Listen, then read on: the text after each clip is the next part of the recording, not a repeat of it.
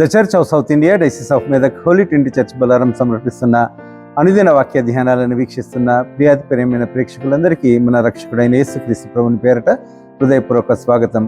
లేబియా కాండం నుండి మన ప్రియులు పెద్దలు శ్రీమతి జె పద్మలలిత జనార్దన్ గారు మనకు అందిస్తున్న ధారావాహిక సందేశాలు మనం వింటున్నాం. లెంట్ కాలంలో శిలువ ధ్యానాలకు అనుసంధానంగా ఈనాటి సందేశాన్ని మనం విందాం. ముందుగా ఈ భక్తి గీతం. అపరాధిని యేసయ్యా కృప చూపి బ్రోవుమయ్యా,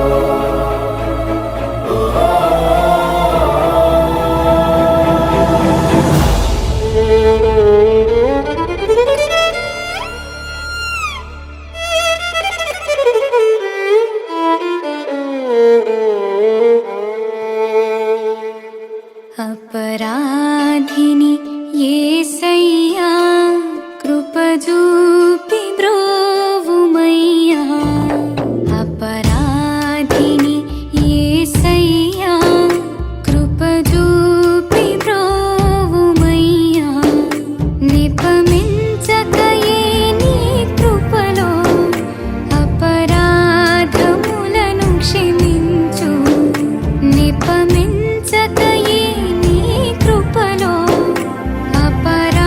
అపరాధములను క్షమించు, అపరాధిని యేసయ్యా కృప చూపి బ్రోవుమయ్యా.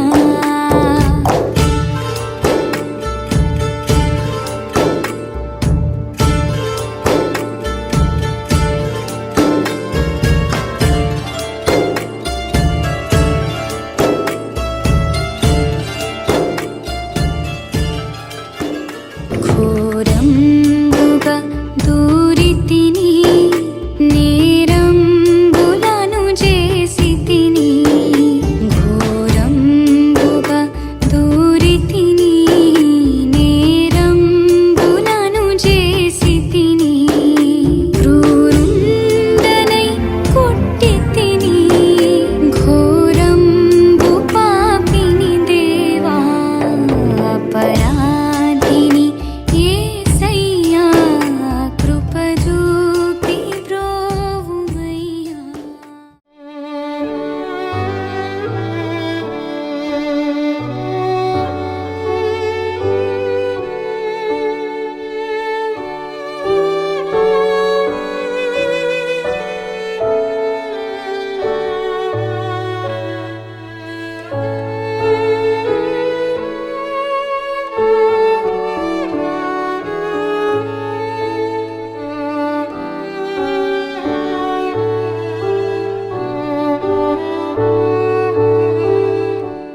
అనుదిన దైవ ధ్యానాలకు స్వాగతం. యేసుక్రీస్తు పరిశుద్ధ నామములో మీకు అందరికీ శుభములు కలుగును గాక. ఒక మాట ప్రార్థన చేసుకుందాం. ప్రేమ నమ్మకం గల ప్రభ, కృపగల తండ్రి, నీ పాదాలకు వందనాలు, స్తోత్రాల కృతజ్ఞతలు. ఈ ఉదయకాలం నా ప్రభ, ఈ డైలీ డివోషన్ని మీరు ఆశీర్వదించండి. విన్నవారందరికీ ఆశీర్వాదకరంగా దీవెనకరంగా చేయమని, మాట్లాడే మాకు వినే ప్రతి వారికి అది ప్రయోజనకరంగా ఉన్నట్లు సహాయం చేయమని నజరేయుడైన యేసుక్రీస్తు పరిశుద్ధ నామంలో ప్రార్థన చేసి వేడుకుంటున్నాను పరమ తండ్రి, ఆమేన్. ఇదివరకు మనం ఆదికాండము, నిర్గమాకాండము, లేవియాకాండం చూసుకున్నాం. ప్రతి ఒక్క దాని విశిష్టత నేర్చుకున్నాం. లేవియాకాండం ధారావాహిక నేర్చుకుని కొన్ని సందర్భాల్లో ఆయా సందర్భాన్ని బట్టి ఆ కాలాన్ని బట్టి టాపిక్స్ మార్చుకుంటూ వచ్చాం. తిరిగి లేవియాకాండంలోనే మనం చూస్తూ శిలువ ధ్యానాలకు అన్వయించుకుంటూ వాటికి వీటికి ఏం పొందిక, ఏం పోలిక అని గ్రహిస్తాం. చూద్దాం. లేవియాకాండం మనం చూసినప్పుడు లేవియాకాండం రాయబడిన కాలము, రాసిన వారు అన్నీ నేర్చుకున్నాం. దీని ముఖ్య ఉద్దేశం ఏంటిదంటే, నరులు దేవుని యొద్దకు పోవు మార్గం పరిశుద్ధత. పరిశుద్ధత లేకుండా ఏది కూడా ఇందులో రాయబడలేదు. అది తుది అదే, మొదలదే. గుడారం నందరి పాత్రలు, అర్పణలు, యాజకుల వస్త్రాలు, పరిశుద్ధుల పరిశుద్ధత చాలాసార్లు ఇందులో ప్రస్తావించబడింది. దానికి కావలసిన అన్నీ కూడా, బలులన్నీ కూడా దీవించబడాలంటే పరిశుద్ధమై ఉండాలి. దహన బలి కూడా పరిశుద్ధం, నైవేద్య బలి, సమాధాన బలి, పాప పరిహారార్థ బలి, అపరాధ పరిహారార్థ బలి. ప్రతి బలి కూడా యేసుక్రీస్తుకు ఛాయగా, యేసుక్రీస్తు ముంగుర్తుగా ఉన్నట్లుగా మనం చూసాం. తర్వాత ఏ ఏ బలికి ఏ దినుసులు వాడాలి, ఎవరు చేయాలని కూడా నేర్చుకున్నాం. వాటి నియమాలు కూడా నేర్చుకున్నాం. నేడు మనం గడుపుతున్న లెంచ్ కాలంలో మనం అనుసరించాల్సింది కూడా పరిశుద్ధతే. పరిశుద్ధతే జీవితానికి మూలమని ఈ గ్రంథం తెలియజేస్తుంది. పరిశుద్ధత, యాజకుల వస్త్రాలు పరిశుద్ధంగా ఉండాలి, అభిషేకం పరిశుద్ధంగా ఉండాలి.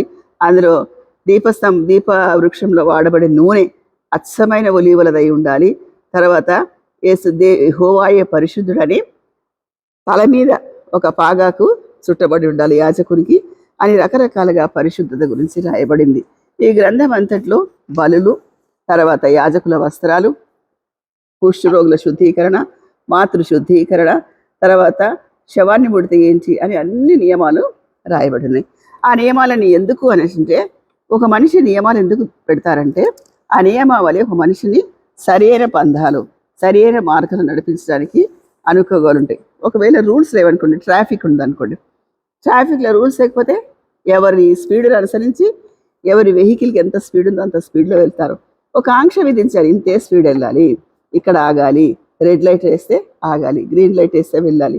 ఈ ఆంక్షలని లేకపోతే చాలా యాక్సిడెంట్స్ అయ్యే ప్రమాదాలు ఉంటాయి. అట్లే ఇందులో నియమాలన్నీ రాయబడినాయి. దహన బలికి నిర్దోషమైంది వాడాలని, నైవేద్య బలికి గోధుమ పిండి వాడాలని, సమాధాన బలికి వేరే, పాప పరిహారార్థ బలికి మాత్రం చాలా డీటెయిల్గా సంఘం అయితే ఎట్లా, యాజకులైతే ఎట్లా, సంఘ పెద్దలైతే ఎట్లా, అధికారి పొరపాటు పాపం చేస్తే ఎట్లా, అన్నిటి కూడా ఏమేమి చెయ్యాలా.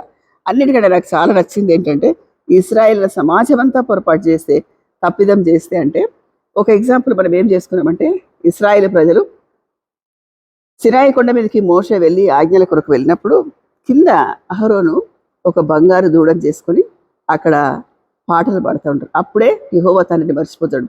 చాలా కోపం వస్తుంది దేవుడికి. కోపం వచ్చి నువ్వు త్వరగా వెళ్ళు, ఎందుకంటే మోషేకు ఆ సినాయి కొండ మీద 10 ఆజ్ఞలు ఇచ్చి ఆ ఫలకాలు తీసుకొని వచ్చినప్పుడు కోపం వచ్చి ఆ ఫలకాల్ని విసిరేస్తాడు. దేవుడు తిరిగి ఆ రాతి పలకలు, ఖాళీగా రాతి పలకలు తీసుకొని సినాయి కొండ మీదకి వస్తే నా స్వహస్తాలతో రాస్తానని దేవుడు మళ్ళీ ఆజ్ఞయిస్తారన్నమాట. అంటే మనిషిని ఎంత తొందరగా మర్చిపోతాడు.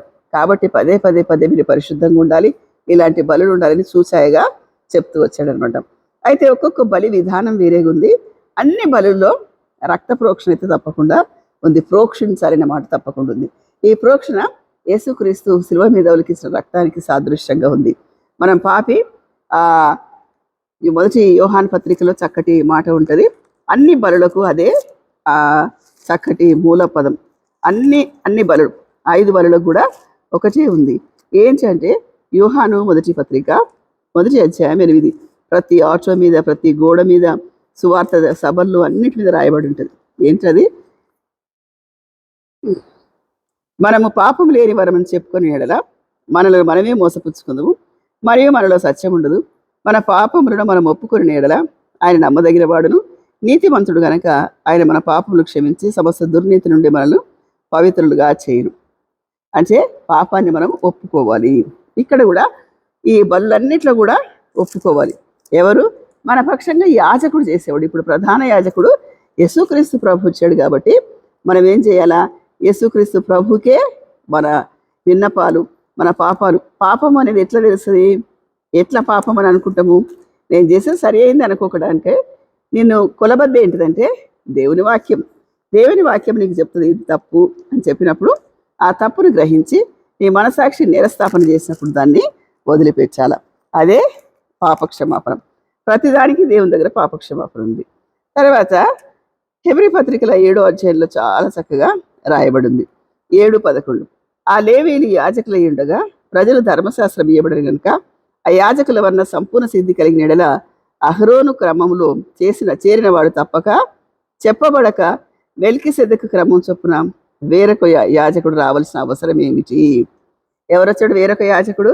ప్రధాన యాజకుడుగా యేసుక్రీస్తు ప్రభు వచ్చాడు. ఇది ఇంట్రడక్షను శిలువ శ్రమలకు. ఏంటిది? నరులు దేవుని యొద్దకు పోవడానికి మార్గం పరిశుద్ధత, ప్రతిదీ పరిశుద్ధంగా ఉండాలి అని చెప్పాడు. బలుల్లో పరిశుద్ధత నిర్దోషమైంది, లోపభూయిష్టమైంది, అన్నీ కూడా అర్పించడానికి అర్హత కలిగినవని చెప్పాడు. ఇప్పుడు నేటి లేంటి మాసానికి ఏంటిదంటే నీ పరిశుద్ధమైన హృదయం దేవునికి అర్పించాలా. ప్రతిసారి లెంట్ వస్తుంది, ప్రతిసారి 40 రోజులు వస్తాయి, ప్రతి గడప ఎక్కుతాం, ప్రతి గడప దిగుతాం, ప్రతిసారి శిలువ ధ్యానం చేస్తాం. మనలో ఇంకా కడగబడిన పాపం ఏదైనా ఉంటే, ఇంకా ఒప్పుకొని పాపం ఏదైనా ఉంటే దాన్ని ఒప్పుకొని విడిచిపెట్టాలని దేవుడు ఆశపడుతున్నాడు. లేవియాకాండం సారాంశం అదే, నేటి లెంట్ సారాంశం కూడా అది.